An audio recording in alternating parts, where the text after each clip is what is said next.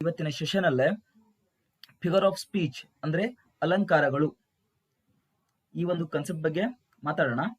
So figures of speech ಅಂದ್ರೇನು? ಇದು English grammar ಅಲ್ಲಿ ಬರುವಂತ ಅತ್ಯಂತ ಮಹತ್ವವಾದ ಒಂದು ಕಾನ್ಸೆಪ್ಟ್.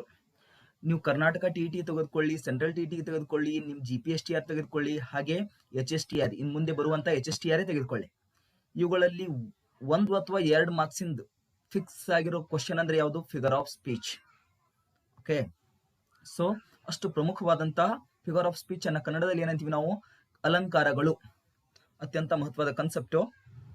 ಸೊ ತಪ್ಪದೆ ನೋಡಿ, ತಪ್ಪದೆ ಕಂಪ್ಲೀಟ್ ಆಗಿ ಏನು ಸ್ಕಿಪ್ ಮಾಡ್ದೇನೆ ನೋಡಿ. ಓಕೆ, ಫಸ್ಟ್ ಅದರಲ್ಲೇ ನಾನು ತೆಗೆದುಕೊಂಡಿದ್ದು ಸಿಮಿಲಿ. ಸಿಮಿಲಿ ಅಂದ್ರೆ ಏನು? ಉಪಮಾ ಅಲಂಕಾರ. ಓಕೆ, ಈ ಉಪಮಾ ಅಲಂಕಾರ ಏನ್ ಹೇಳುತ್ತೆ? Two things are here two things are directly compared. ಇಲ್ಲಿ ಕಂಪ್ಯಾರಿಸನ್ ಆಗುತ್ತೆ. ಯಾವುದಕ್ಕೆ? ಎರಡು ಥಿಂಗ್ಸ್ಗೆ ಡೈರೆಕ್ಟ್ ಆಗಿ ಕಂಪೇರ್ಡ್ ಆಗುತ್ತೆ. ಓಕೆ, ಹಾಗೆ ಎರಡನೇ ಪಾಯಿಂಟ್ ಅನ್ನು ನೋಡೋಣ. As R like is usually use to compare the things in sentence. ಇಲ್ಲಿ ಬರುವಂತ ಪ್ರತಿಯೊಂದು ಎಕ್ಸಾಂಪಲ್, ಪ್ರತಿಯೊಂದು ಸೆಂಟೆನ್ಸ್ ಅಲ್ಲಿ ಏನು ಎರಡು ಥಿಂಗ್ಸ್ ಇರುತ್ತೆ ಅಂತ ಹೇಳಿದೆ. ಆ ಎರಡು ಥಿಂಗ್ಸ್ ಅನ್ನ ಏನ್ ಕಂಪೇರ್ ಮಾಡುತ್ತೆ? ಆ ಸೆಂಟೆನ್ಸ್ ಅಲ್ಲಿ ಆಸ್ ಅಥವಾ ಲೈಕ್ ಅನ್ನೋ ಎರಡು ವರ್ಡ್ಸ್ಗಳು ಥಿಂಗ್ಸ್ ಅನ್ನ ಕಂಪೇರ್ ಮಾಡುತ್ತೆ ಸೆಂಟೆನ್ಸ್ ಅಲ್ಲಿ. ಈಗ ಎಕ್ಸಾಂಪಲ್ ಆಗಿ ಹೇಳೋದಾದ್ರೆ, first example, Tanaji fought like a lion. ತಾನಾಜಿಯು ಸಿಂಹದಂತೆ ಹೋರಾಡಿದನು. ಕರೆಕ್ಟಾ? ತಾನಾಜಿ ಯಾವ ರೀತಿ? ಸಿಂಹದಂತೆ. ಲೈಕ್ ಅಥವಾ ಆಸ್ ಬಂದ್ರೆ ಅದೇನಾಗಿರುತ್ತೆ? ಸಿಮಿಲಿ ಆಗಿರುತ್ತೆ. ಒಂದು ಹಿಂಟ್ ಇದು. ಏನೋ ಲೈಕ್ ಅಥವಾ ಆಸ್ ಬಂದ್ರೆ ಏನಾಗಿರುತ್ತೆ? ಸಿಮಿಲಿ ಆಗಿರುತ್ತೆ. ಹಾಗೆ ಎರಡನೇ ಎಕ್ಸಾಂಪಲ್ ಏನಿದೆ? She looks like an angel. ಅವಳು ದೇವತೆಯಂತೆ ಕಾಣುತ್ತಾ ಇದ್ದಾಳೆ. ಕರೆಕ್ಟಾ? ಏನ್ ಬಂದಿದೆ ಇಲ್ಲಿ ಕೂಡ? ಲೈಕ್. ನಿಮಗೊಂದು ಹಿಂಟ್ ಇದು. ಆಸ್ ಅಥವಾ ಲೈಕ್ ಒಂದು ಸೆಂಟೆನ್ಸ್ ಅಲ್ಲಿ ಬಂದ್ರೆ ಅದು ಯಾವ ಅಲಂಕಾರ ಆಗಿರುತ್ತೆ? ಸಿಮಿಲಿ ಅಲಂಕಾರ, ಉಪಮಾ ಅಲಂಕಾರ ಆಗಿರುತ್ತೆ. ಓಕೆ, ಥರ್ಡ್ ಕ್ವಶನ್ ನೋಡಿ. Bheema is as strong as ಬಂದಿದೆ ನೋಡಿ. Bheema as strong as Hanuma. Right, as ಬಂದಿದೆಯಲ್ಲ. ಸೊ ಹಾಗೆ fourth question, her skin is as white as milk. ಅವಳ ತ್ವಚೆಯು ಹಾಲಿನಂತೆ ಬಿಳುಪಾಗಿದೆ. ಅಂತೆ ಕನ್ನಡದಲ್ಲೇ. ಓಕೆ, ಇದಕ್ಕೇನಂತೀವಿ ನಾವು? ಉಪಮಾ ಅಲಂಕಾರ, ಸಿಮಿಲಿ. ಗೊತ್ತಾಯ್ತಲ್ಲ? ಒಂದು ಸೆಂಟೆನ್ಸ್ ಅಲ್ಲಿ ಆಸ್ ಅಥವಾ ಲೈಕ್ ಬಂದಿದ್ರೆ ಅದು ಅಲಂಕಾರದಾಗ ಯಾವ ಅಲಂಕಾರ ಅಂತ ಕೇಳಿದ್ರೆ ಅದು ಯಾವ ಅಲಂಕಾರಕ್ಕೆ ಹೋಗುತ್ತೆ? ಕನ್ನಡದಲ್ಲಿ ಉಪಮಾ ಅಲಂಕಾರ, ಅದನ್ನ ಇಂಗ್ಲಿಷ್ ನಲ್ಲಿ ಸಿಮಿಲಿ ಅಂತ ಅದಂತೀವಿ. Okay, so next figure of speech ಹೋಗೋಣ.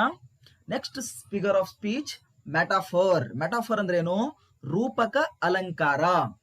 ಏನಾಗಿರುತ್ತೆ ನೋಡೋಣ. ಫಸ್ಟ್ ಪಾಯಿಂಟ್ ನೋಡ್ರಿ, ಇಲ್ಲಿ ಕಂಪೇರ್ಸ್ ಟೂ ಥಿಂಗ್ಸ್ ಡೈರೆಕ್ಟ್ಲಿ. ಇಲ್ಲಿ ಕೂಡ ಎರಡು ಥಿಂಗ್ಸ್ ಅನ್ನ ಡೈರೆಕ್ಟ್ ಆಗಿ ಕಂಪೇರ್ ಮಾಡ್ತೀವಿ ನಾವು. ಇಲ್ಲಿ ಕೂಡ ಕಂಪ್ಯಾರಿಸನ್ ಇರೋದು. ಕರೆಕ್ಟಾ? ಸೊ ಮತ್ತೇನಿದೆ ಕೊಟ್ಟಿದ್ದ ನೋಡಿ. ಎರಡನೇ point, metaphor does not have comparison words as R like. ಆದ್ರೆ ಒಂದು ಸಿಮಿಲಿ ಮತ್ತೆ ಮೆಟಾಫರ್ ಅಲ್ಲಿ ಡಿಫ್ರೆನ್ಸ್ ಏನಂದ್ರೆ, ಸಿಮಿಲಿಯಲ್ಲೇ ಕಂಪ್ಯಾರಿಸನ್ ವರ್ಡ್ಸ್ ಆಸ್ ಮತ್ತೆ ಲೈಕ್ ಬಂದ್ರೆ ಇಲ್ಲಿ ಮೆಟಾಫರ್ ಅಲ್ಲಿ ಬರೋದಿಲ್ಲ, ಡೈರೆಕ್ಟ್ ಆಗಿರುತ್ತೆ. ಯಾವ ರೀತಿ? ಎಕ್ಸಾಂಪಲ್ ಅಲ್ಲಿ ತಿಳ್ಕೊಳ್ಳೋಣ. ಎಕ್ಸಾಂಪಲ್ ಅಲ್ಲಿ ಏನಿದೆ ನೋಡಿ. Our soldiers are lions. ಕರೆಕ್ಟಾ? ನಮ್ಮ ಸೈನಿಕರು ಸಿಂಹಗಳು. ಡೈರೆಕ್ಟ್ ಆಗಿರುತ್ತೆ, ಅಭೇದ್ಯವಾಗಿರುತ್ತೆ ಇಲ್ಲಿ ಕಂಪ್ಯಾರಿಸನ್. ಅದೇ ಇದನ್ನ ಸಿಮಿಲಿಯಲ್ಲಿ ಹೇಳೋದಾದ್ರೆ ಹೇಗ್ ಬರಿತೀವಿ ನಾವು? Our soldiers are as brave as lions ಅಂತ ಬರಿತಿದ್ವಿ. ಆರ್ ಆಸ್ ಬ್ರೇವ್ ಆಸ್ ಅಂತ ಬರ್ತಿತ್ತು. ಎಲ್ಲೇ? ಸಿಮಿಲಿಯಲ್ಲಿ ಆಗಿದ್ರೆ ಅಲ್ಲೇನಾಗ್ತಿತ್ತು? ನಮ್ಮ ಸೈನಿಕರು ಸಿಂಹದಂತೆ ಶೂರರು ಅಂತ ಬರ್ತಿತ್ತು. ಎಲ್ಲೇ? ಸಿಮಿಲಿಯಲ್ಲಿ. ಬಟ್ ಮೆಟಾಫರ್ ಅಲ್ಲಿ ಡೈರೆಕ್ಟ್ ಆಗಿರುತ್ತೆ. ನಮ್ಮ ಸೈನಿಕರು ಸಿಂಹಗಳೇ ಸಿಂಹಗಳಂತೆ ಅಲ್ಲ, ಸಿಂಹಗಳೇ ಡೈರೆಕ್ಟ್ ಆಗಿ ಬರುತ್ತೆ, ಅದು ಮೆಟಾಫರ್. ರೈಟಾ? ಇಲ್ಲಿ ಆಸ್ ಮತ್ತೆ ಲೈಕ್ ಬರೋದಿಲ್ಲ, ಲಕ್ಷ್ಯದಲ್ಲಿರಲಿ. ಸೆಕೆಂಡ್ ಕ್ವಶನ್ಗೆ ಹೋಗೋಣ, ಇನ್ನೂ ಕ್ಲಿಯರ್ ಆಗುತ್ತೆ. Laughter is the best medicine. ನಗುವುದು ಒಂದು ಬೆಸ್ಟ್ ಮೆಡಿಸಿನ್. ಡೈರೆಕ್ಟ್ ನಗುದು ಅಂದ್ರೆ ಏನಿಲ್ಲ, ಒಂದು ಬೆಸ್ಟ್ ಮೆಡಿಷನ್ನೇ. ಮೆಡಿಷನ್ ದಂತೆ ಅಲ್ಲ, ಮೆಡಿಸಿನ್ನೇ. ದ ಅಂತೆ ಅಂದ್ರೆ ಮತ್ತೆ ಬರುತ್ತೆ, ಸಿಮಿಲಿ ಆಗುತ್ತೆ. ಆದ್ರೆ ನಗುವುದಿಲ್ಲೇನೋ ಬೆಸ್ಟ್ ಮೆಡಿಸಿನ್ನೇ. ಸೊ ಥರ್ಡ್ ಎಕ್ಸಾಂಪಲ್ ಏನಿದೆ ನೋಡಿ. She's an angel. ಅವಳು ದೇವತೆ. ಅವಳು ದೇವತೆ ಅಂತೆ ಅಲ್ಲ, ಅವಳು ದೇವತೆ. ಡೈರೆಕ್ಟ್ ಕಂಪ್ಯಾರಿಸನ್ ಇರುತ್ತೆ ಇಲ್ಲಿ. ಅವಳು ಎರಡು ಥಿಂಗ್ಸ್ ಯಾವಿಲ್ಲಿ, ಸಿ ಮತ್ತೆ ಆಂಜಲ್, ಎರಡು ಥಿಂಗ್ಸ್. ಇಲ್ಲಿ ಕಂಪ್ಯಾರಿಸನ್ ಹೇಗಿರುತ್ತೆ, ಡೈರೆಕ್ಟ್ ಆಗಿದೆ. ಇಲ್ಲಿ ನೋಡಿ ಮತ್ತೆ ಎರಡು ಥಿಂಗ್ಸ್ ಇದೆ, ಲೈಫ್ ಮತ್ತೆ game. Life is a game. ಜೀವನ ಇದೊಂದು ಆಟ. ಆಟದಂತೆ ಅಲ್ಲ, ಆಟದಂತೆ ಆದ್ರೆ ಸಿಮಿಲಿ ಆಗುತ್ತೆ. ಲೈಫ್ ಮತ್ತೆ ಗೇಮ್ ಅನ್ನೋ ಎರಡು ಥಿಂಗ್ಸ್ ಅನ್ನ ಡೈರೆಕ್ಟ್ ಆಗಿ ಏನ್ ಮಾಡಿರ್ತೀವಿ ನಾವು, ಕಂಪೇರ್ ಮಾಡಿರ್ತೀವಿ. ಜೀವನ ಇದೊಂದು ಆಟ, ಅವಳು ದೇವತೆ. ನಗುವುದು ಬೆಸ್ಟ್ ಮೆಡಿಸಿನ್. ನಮ್ಮ ಸೈನಿಕರು ಸಿಂಹಗಳು. Time is money. ಟೈಮ್ ಅಂದ್ರೆ ಮನಿ. ಡೈರೆಕ್ಟ್, ಅರ್ಥ ಆಯ್ತಲ್ಲ? ಡೈರೆಕ್ಟ್ ಕಂಪ್ಯಾರಿಸನ್ ಇದ್ರೆ, ಆಸ್ ಮತ್ತೆ ಲೈಕ್ ಇರ್ಲಿಲ್ಲ ಸೆಂಟೆನ್ಸ್ ಅಲ್ಲಿ, ಡೈರೆಕ್ಟ್ ಕಂಪ್ಯಾರಿಸನ್ ಇತ್ತು ಅಂದ್ರೆ ಅದೇನಾಗುತ್ತೆ, ಮೆಟಾಫರ್ಕ್ ಹೋಗಿರುತ್ತೆ. ಕನ್ನಡದಲ್ಲಿ ಏನಂತೀವಿ ನಾವು ಇದನ್ನ, ರೂಪಕ ಅಲಂಕಾರ ಅಂತೀವಿ. ಅರ್ಥ ಆಯ್ತಲ್ಲ? ಸೊ ನೆಕ್ಸ್ಟ್ ಅಲಂಕಾರಕ್ಕೆ ಹೋಗಮ್ಮ. ನೆಕ್ಸ್ಟ್ ಅಲಂಕಾರ ಯಾವುದು, ಪರ್ಸಾನಿಫಿಕೇಶನ್. ಇದಕ್ಕೇನಂತೀವಿ ನಾವು, ಮಾನವೀಕರಣ. ಓಕೆ, ಪಾಯಿಂಟ್ ಅನ್ನು ನೋಡೋಣ ಇಲ್ಲಿ. Giving a life or human characters to non living things. ಅಂದ್ರೆ ಯಾವುದು ನಿರ್ಜೀವಿಗಳು ಇರ್ತಾವೋ ಅವುಗಳಿಗೆ ಜೀವಂತ ಅಥವಾ ಹುಮೆನ್, ಮನುಷ್ಯನ ಗುಣಧರ್ಮಗಳನ್ನ ಅಪ್ಲೈ ಮಾಡೋದು. ಸಪೋಸ್ ಎಕ್ಸಾಂಪಲ್ ಆಗಿ ನೋಡೋಣ, ಗೊತ್ತಾಗುತ್ತೆ ನಿಮಗೆ. ಏನಿಲ್ಲ, the sun is smiling at us. ಇಲ್ಲಿ ಸನ್ ಅನ್ನೋದೇನು, ನಾನ್ ಲಿವಿಂಗ್ ಥಿಂಗ್ಸ್, ಜೀವ ಇದೆ ಅಂತ ನಾವು ಹೇಳೋಂಗಿಲ್ಲ ಸನ್ಗೆ. ಸನ್ ಈಸ್ ನೋಡ್ರಿ, ನಾನ್ ಲಿವಿಂಗ್ ಥಿಂಗ್ಸ್ಗೆ ಏನ್ ಮಾಡ್ತೀವಿ ನಾವು, ಮನುಷ್ಯನ ಅಥವಾ ಜೀವಂತ ಇರೋ ಕ್ಯಾರೆಕ್ಟರ್ಸ್ ಗಳನ್ನ ಅಪ್ಲೈ ಮಾಡ್ತೀವಿ. ಸನ್ ಅನ್ನೋದು ಏನಿಲ್ಲಿ, ನಾನ್ ಲಿವಿಂಗ್ ಥಿಂಗ್ಸ್. ಅರ್ಥ ಆಗುತ್ತೆ ನಿಮ್ಗೆ, ಕರೆಕ್ಟಾ? ಸನ್ ಅನ್ನೋದು ಏನಿಲ್ಲ, ನಾನ್ ಲಿವಿಂಗ್ ಥಿಂಗ್ಸ್. ಕರೆಕ್ಟ್, ನಾನ್ ಲಿವಿಂಗ್ ಥಿಂಗ್ಸ್. ಇದಕ್ಕೆ ಏನ್ ಮಾಡ್ತೀವಿ ನಾವು, ಸನ್ ಏನ್ ಮಾಡ್ತಾನೆ, ನಮ್ ನೋಡಿ ನಗುತ್ತಾ ಇದ್ದಾನೆ. ಏನ್ ಹಚ್ತೀವಿ ಇಲ್ಲಿ, ಏನ್ ಹಚ್ತೀವಿ, ಹ್ಯೂಮನ್ ಕ್ಯಾರೆಕ್ಟರ್ ಅಥವಾ ಲಿವಿಂಗ್ ಕ್ಯಾರೆಕ್ಟರ್ ನ ಅಪ್ಲೈ ಮಾಡಿದ್ವಿ. ಸನ್ ನಾನ್ ಲಿವಿಂಗ್ ಥಿಂಗ್ಸ್ ಇದು. ಇವ ಏನ್ ಮಾಡ್ತಾ ಇದ್ದಾನೆ, ನಮ್ ನೋಡಿ ನಗ್ತಾ ಇದ್ದಾನೆ. ಕರೆಕ್ಟಾ? ಮತ್ತೆ ಎರಡನೇ ಎಕ್ಸಾಂಪಲ್ ನೋಡಿ, ಕ್ಲಿಯರ್ ಆಗ್ತೀರಿ. Anxiety is sitting on his face. Anxiety ಅಂದ್ರೆ ಏನು, ಆತಂಕ. ಆತಂಕ ಅಂದ್ರೆ ಇದಕ್ಕೆ ಜೀವ ಇದೆಯಾ, ಈ ವರ್ಡಿಗೆ ಜೀವ ಇದೆಯಾ, ಆತಂಕಕ್ಕೆ ಜೀವ ಇದೆಯಾ, ಇಲ್ಲ. ಇದೇನಾಯ್ತು, ನಾನ್ ಲಿವಿಂಗ್ ಥಿಂಗ್ಸ್ ಆಯ್ತು. ಏನಾಯ್ತು, ನಾನ್ ಲಿವಿಂಗ್ ಥಿಂಗ್ಸ್ ಆಯ್ತು ಇದು ಆಂಗ್ಸಿಟಿ. ಇದು ಏನ್ ಮಾಡಿದೆ, ಆಂಗ್ಸಿಟಿ ಅನ್ನೋದು ಅವನ ಮುಖದ ಮೇಲೆ ಕುಳಿತಿದೆ. ನಾವು ಕಲ್ಪನೆ ಇದು. ಅದಕ್ಕೆ ಏನ್ ಮಾಡ್ತೀವಿ, ಈ ನಾನ್ ಲಿವಿಂಗ್ ಥಿಂಗ್ಸ್ಗೆ ಮನುಷ್ಯನ ಕ್ಯಾರೆಕ್ಟರ್ ಅನ್ನ ಅಪ್ಲೈ ಮಾಡ್ತಾ ಇದೀವಿ. ಅರ್ಥ ಆಗುತ್ತಾ? So third, stars dance in the sky. Stars ಎಂದಾದ್ರೂ ಡ್ಯಾನ್ಸ್ ಮಾಡ್ತಾವ, ಮಿನುಗ್ತವೆ. ಈ ಸ್ಟಾರ್ಸ್ ಅಂದ್ರೆ ಏನಿಲ್ಲ, ನಾನ್ ಲಿವಿಂಗ್ ಥಿಂಗ್ಸ್. ಏನ್ ಮಾಡ್ತಾ ಇದೆ, ಇದಕ್ಕೆ ಡ್ಯಾನ್ಸ್ ಯಾರು ಮಾಡ್ತಾರೆ, ಮನುಷ್ಯ ಮಾಡ್ತಾನೆ ಅಥವಾ ಜೀವಂತ ಇರೋ ಪ್ರಾಣಿ ಮಾಡುತ್ತೆ. ಇದೇನ್ ಮಾಡ್ತೀವಿ ನಾವು, ಸ್ಟಾರ್ಸ್ ಸ್ಕೈ ಅಲ್ಲಿ, ಆಕಾಶದಲ್ಲೇ ಡ್ಯಾನ್ಸ್ ಮಾಡ್ತಾ ಇದೆ. ಕರೆಕ್ಟಾ? ನಾನ್ ಲಿವಿಂಗ್ ಥಿಂಗ್ಸ್ಗೆ ನಾವೇನ್ ಮಾಡ್ತೀವಿ, ಹ್ಯೂಮನ್ ಕ್ಯಾರೆಕ್ಟರ್ ಅಥವಾ ಲಿವಿಂಗ್ ಆರ್ಗನಿಸಮ್ ಕ್ಯಾರೆಕ್ಟರ್ ನ ಅಪ್ಲೈ ಮಾಡೋದೇನೋ ಪರ್ಸಾನಿಫಿಕೇಶನ್. ಅರ್ಥ ಆಗುತ್ತೆ ಅಂತ ತಿಳ್ಕೊತೀನಿ ನಿಮ್ಗೆ. ಸೊ ನಾಲ್ಕನೇದ್ದು, city goes on growing. City ಎಂದಾದ್ರೂ ಬೆಳೆಯುತ್ತಾ? ಸಿಟಿ ಅನ್ನೋದು ಏನಿಲ್ಲ, ನಾನ್ ಲಿವಿಂಗ್ ಥಿಂಗ್ಸ್. ಕರೆಕ್ಟಾ? ಏನು, ಜೀವಂತ ಇರ್ಲಾರ್ದು ಒಂದು ಥಿಂಗ್ಸ್ ಇದು ಸಿಟಿ ಅನ್ನೋದು.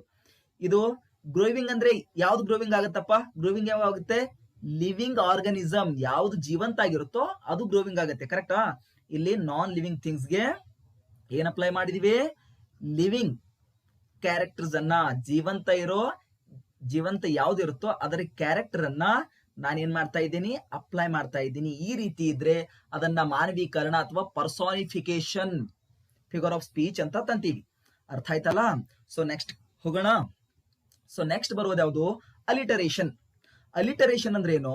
ಅನುಪ್ರಾಸ. ಅನುಪ್ರಾಸ ಕನ್ನಡದಲ್ಲಿ ಕೇಳ್ತೀವಿ ನಾವು. ಅನುಪ್ರಾಸ ಏನ್ ಮಾಡುತ್ತೆ? ಅನುಪ್ರಾಸ ಇರುವಂತಹ ಒಂದು ಆ ಸೆಂಟೆನ್ಸ್ ಆಗಿರಲಿ ಅಥವಾ ಒಂದು ಚರಣ ಆಗಿರಲಿ, ಅದನ್ನ ಅತಿ ಸುಂದರವನ್ನಾಗಿಸುತ್ತೆ. ಇಲ್ಲಿ ಕೂಡ ಅಷ್ಟೇ. ಏನಿದೆ ನೋಡಿ point, a letter or alphabet is repeated in this sentence. ಒಂದು ಲೆಟರ್, ವರ್ಡ್ ಅಲ್ಲ, ಒಂದು ಲೆಟರ್ ಅಥವಾ ಅಲ್ಫಾಬೆಟ್ ಆ ಸೆಂಟೆನ್ಸ್ ಅಲ್ಲಿ ಬಾರಿ ಬಾರಿ ಬಂದಿದ್ರೆ, ಮೆಲ್ಲ ಬಂದಿದ್ರೆ ಅದಕ್ಕೇನಂತೀವಿ ನಾವು? ಐಲಿಟರೇಷನ್ ಅಂತ ಅಂತೀವಿ. ಎಕ್ಸಾಂಪಲ್ ಆಗಿ ನೋಡೋದಾದ್ರೆ ಇಲ್ಲಿ ಬರ್ದಿದ್ದೀನಿ ನೋಡಿ, ಮಾರ್ಕ್ ಮಾಡಿದ್ದೀನಿ ರೆಡ್ ಇಲ್ಲೇ. Head hurt and hand through the years to be. Head ಅಲ್ಲಿ ಎಚ್, ಹರ್ಟ್ ಅಲ್ಲಿ ಎಚ್, ಹ್ಯಾಂಡ್ ಅಲ್ಲಿ ಕೂಡ ಎಚ್. ಏನಾಗಿದೆ ಇಲ್ಲಿ? ಈ ಲೆಟರ್ ಅಥವಾ ಅಲ್ಫಾಬೆಟ್ ಏನಾಗಿದೆ? ರಿಪೀಟ್ ಆಗ್ತಾ ಇದೆ. ಕರೆಕ್ಟಾ? ಅದಕ್ಕೇನಂತೀವಿ ನಾವು? ಅಲಿಟರೇಷನ್. ಈಗ ನೋಡಿ second example, a faint and fluttering. F, ಈ ಲೆಟರ್ ಅಥವಾ ಈ ಅಲ್ಫಾಬೆಟ್, ಈ ಫೇಂಟ್ ಅಲ್ಲಿ ಎಫ್ ಅಲ್ಫಾಬೆಟ್, ಫ್ಲಾಟರಿಂಗ್ ಅಲ್ಲಿ ಸ್ಟಾರ್ಟಿಂಗ್ ಅಲ್ಫಾಬೆಟ್ ನೋಡೋದು. ಇಲ್ಲಿ ಎಫ್ ಏನಾಗ್ತಾ ಇದೆ? ಇಲ್ಲಿ ರಿಪೀಟ್ ಆಗ್ತಾ ಇದೆ. ಮ್ಯಾನ್. ಥರ್ಡ್ ಎಕ್ಸಾಂಪಲ್ ನೋಡಿ. Third example, the candy was killing my cavity. Right. ಕ್ಯಾಂಡಿಲಿ ಕಾ, ಕಿಲ್ಲಿಂಗ್ ಅಲ್ಲಿ ಕಾ, ಕ್ಯಾವಿಟಿಯಲ್ಲಿ ಕಾ. ಏನಾಗ್ತಾ ಇದೆ? ರಿಪೀಟ್ ಆಗ್ತಾ ಇದೆ. ಈ ಅಲ್ಫಾಬೆಟ್ ಏನಾಗ್ತಾ ಇದೆ? ಕ ಅನ್ನೋದು ರಿಪೀಟ್ ಆಗ್ತಾ ಇದೆ. ಅದಕ್ಕೆ ಏನಂತೀವಿ ನಾವು? ಅಲಿಟ್ರೇಷನ್. ಅಲ್ಫಾಬೆಟ್ ಅಥವಾ ಲೆಟರ್ ರಿಪೀಟ್ ಆಗುತ್ತೆ, ವರ್ಡ್ ಅಲ್ಲ. Okay. Fourth question example, twittering of tiny birds. Twittering ಅಲ್ಲಿ ಟಿ, ಟಿನಿಯಲ್ಲಿ ಟಿ. ಏನಾಗಿದೆ? ರಿಪೀಟ್ ಆಗಿದೆ. ಈ ಲೆಟರ್ ರಿಪೀಟ್ ಆಗ್ತಾ ಇದೆ. ಅದಕ್ಕೆ ಏನಂತೀವಿ ನಾವು? ಅಲಿಟರೇಷನ್ ಅಂತ ಅಂತೀವಿ. ಅರ್ಥ ಆಯ್ತಾ ಅನುಪ್ರಾಸ ಅಂದ್ರೆ? ಸೊ ನೆಕ್ಸ್ಟ್ ಹೋಗೋಣ. Next repetition. ರಿಪಿಟೇಷನ್ ಅಂದ್ರೆ ಏನು? ಪುನರಾವೃತ್ತಿ. ಗೊತ್ತು ನಿಮಗೆ. ಈ ಫಿಗರ್ ಆಫ್ ಸ್ಪೀಚ್ ಅಲ್ಲಿ ಪಾಯಿಂಟ್ ನೋಡಮ್ಮ. Words are repeated. ಲಕ್ಷ್ಯ ಇರ್ಲಿ. ಏನ್ ನೋಡ್ತೀವಿ ನಾವು? ಅಲಿಟರೇಷನ್ ಅಲ್ಲಿ ಲೆಟರ್ ಅಥವಾ ಅಲ್ಫಾಬೆಟ್. ಓಕೆ. ಒಂದು ವರ್ಡ್ ಅಲ್ಲಿರೋ ಸ್ಟಾರ್ಟಿಂಗ್ ಲೆಟರ್ ಅಥವಾ ಅಲ್ಫಾಬೆಟ್ ರಿಪೀಟ್ ಆಗ್ತಾ ಇದ್ರೆ ಅದು ಅಲಿಟ್ರೇಷನ್. ಹಾಗೆ